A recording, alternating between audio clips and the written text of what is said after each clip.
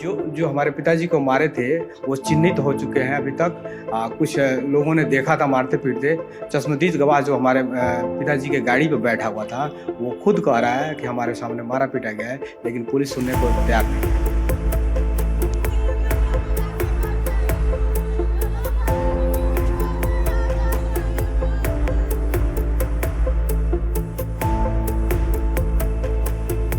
Postmortem के लिए हम गए तो जो पीछे उनके गाड़ी पे लड़का बैठा हुआ था, उसने कहा कि ऐसा है कि उनको मारा गया है।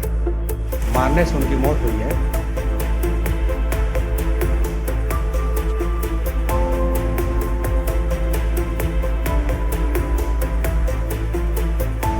एक महिला से गाड़ी लड़ जाती है, उस महिला को थोड़ा सा चोट लगता है, 40 रुपए की दवा से वो ठीक हो जाती है महिला। वहीं हमारे पिताजी मर जाते हैं।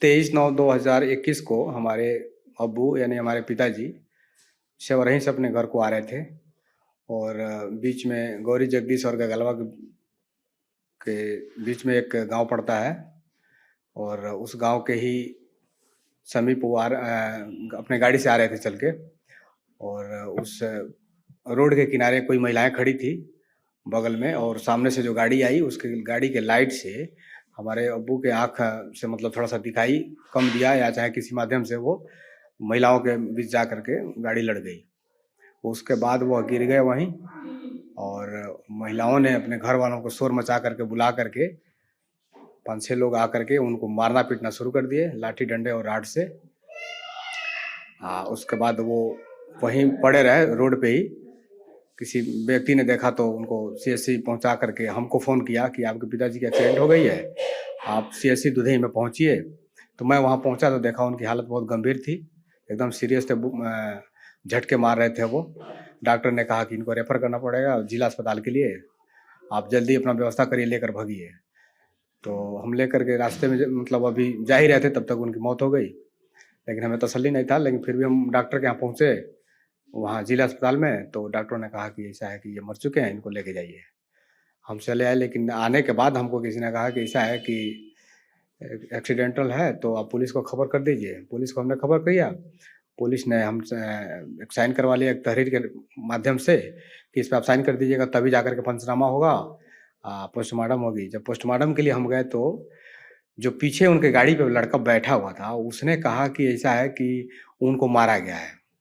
मारने से उनकी मौत हुई है।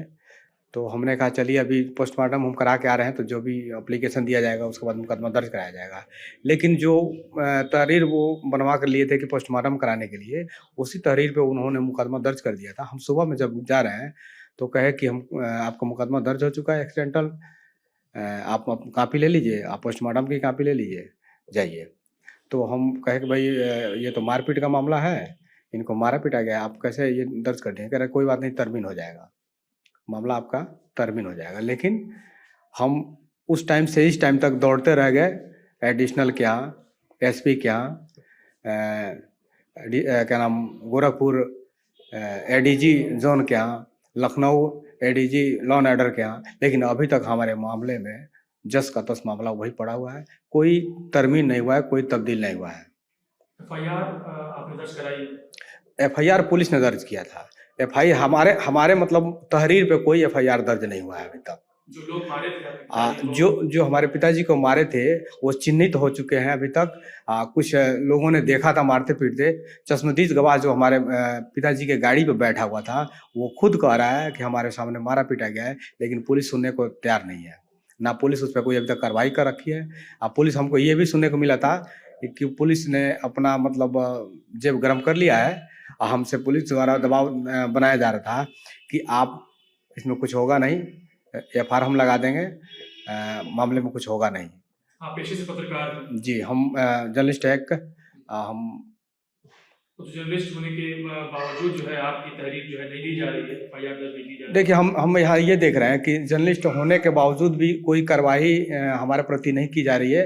हमारे मतलब फेवर में कोई कार्रवाई नहीं की जा रही है, और ना हम लोग के पत्रकारिता से यहाँ पे कोई मतलब सुविधा मिल पाता है।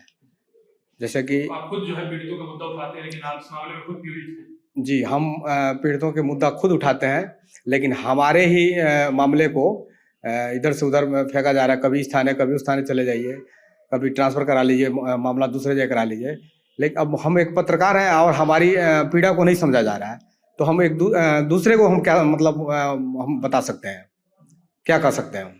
कितना महीना हो गया आपके पिताजी की? हमारे पिताजी को मरे हुए हो गया 23/9 को उनकी एक्सीडेंट हुई थी, और उसी डेट में वो मर गए थे। आज हमको लग रहा है कि चौथा महीना होने को हुआ है। तो एक तरह से लिंचिंग का मामला था। लिंचिंग का मामला ही था वो, लेकिन पुलिस उसमें मतलब सक्रिय नहीं हुई, ना ही अभी तक उस अपराधियों की कोई सजा दे पाई है। शनाख्त हो गई है? शनाख्त हो चुकी है, पुलिस जानती है कि क्या नाम, इनको मारा ही गया था, एक्सीडेंट नहीं था। एक महिला से गाड़ी लड़ जाती है, उस महिला को थोड़ा सा चोट लगता है, 40 रुपये की दवा से वो ठीक हो जाती है महिला, वहीं हमारे पिताजी मर जाते हैं। अब ये कहाँ से इंसाफ है और कहाँ से मतलब कानून के हिसाब में हम अच्छा समझे इस चीज़ को। आपका आरोप है कि पुलिस इस मामले में आरोपियों को बचा रही है। जी, मेरा पूरा आरोप है कि बिशनपुरा पुलिस इन आरोपियों को एकदम बचाने की पूरा मतलब कोशिश कर रही है, पूरा काम कर रही है। यहाँ तक कि हमारी बात सीओ से भी हुई थी, तो सीओ साहब ये कह रहे हैं कि आप धैर्य धरिए, आपका मामला मतलब हो रहा है। मैं ये देख रहा हूँ कि वो भी अपने ही चश्मे से देख करके काम कर रहे हैं। जी, तो कोई आपके मामले में अभी तक कोई कार्रवाई नहीं, अभी तक कोई कार्रवाई नहीं हुई, ना हम उस कार्रवाई से संतुष्ट हैं। अभी आगे क्या करेंगे आप, क्या जाता है इस मामले में?